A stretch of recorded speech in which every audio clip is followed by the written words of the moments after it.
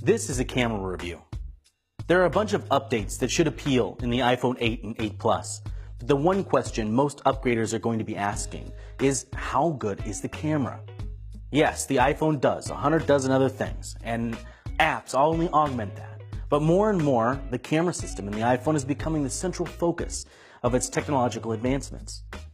The wide and telephoto sensors in the 8 Plus have both been updated, and the system has 83% more throughput, which allows for more data to be passed through in a more efficient manner.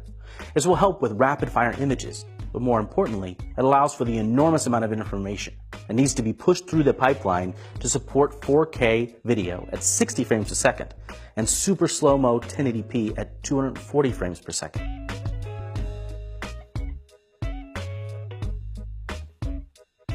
And for you cinematographers, you also now get 4K at 24 frames per second. The noise reduction system in the iPhone 8 and 8 Plus has also been updated. Previous noise reduction systems were done in software. That noise reduction led to sometimes a painterly effect, almost a blurry softening that took place as a byproduct of that noise reduction. Now, we have a built-in hardware multi-band noise reduction system that leads to reduced noise and sharpened images. Apple has also reduced shutter lag by deepening the frame buffer, capturing a series of images before you even touch the shutter button, so that when you do fire that camera off, it fires instantly, capturing the moment you intended. It's also introduced slow sync flash, automatically detecting when your subject is in the foreground, and it can leave the shutter open a little bit longer to allow the background to fill in. But the marquee feature of the iPhone 8 Plus is portrait lighting. By using deep learning and computer vision, this mode finds faces in an image, detects the planes and angles that need to be lit, and applies a variety of different lighting styles that a user can choose from, either before or after the picture is taken. Subjects are almost without fail painted appropriately with the different styles of light. A top-down studio-style light, a contoured dramatic light similar to the ones you see here, that enhances cheekbones, and two-stage lighting modes that drop the background out, transforming a regular lame snapshot into something you're proud to throw on the gram or even print out. The stage lighting takes a bit more effort, but when you nail it, when the software is able to do its job accurately, it really stuns. It can produce images that feel professional and would take dozens of lights and pieces of equipment to pull off. That's not a huge shock, because that's what Apple did to get this right.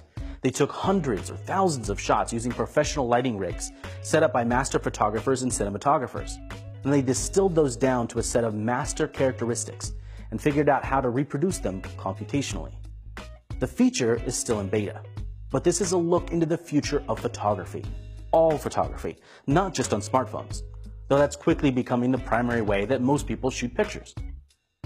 And it's also something else, augmented reality. While you might not jump instantly to assigning the term AR to this kind of feature, this is how Apple thinks of it. It's altering the fabric of reality to enhance, remove, or augment it, and it's going to spread to every aspect of computer vision. And Apple is preparing itself to push hard in this area. This is all opaque to you, the user, to me, of course. But what it means is that you get more power of the same amount of battery life. An even more impressive feat when you realize that the battery is actually physically smaller than last year's models. Wireless or contact charging works, but you have to buy a third-party pad yourself. That's about all there is to say about it at this point, because it does work with the case and charges about as fast as with the standard adapter.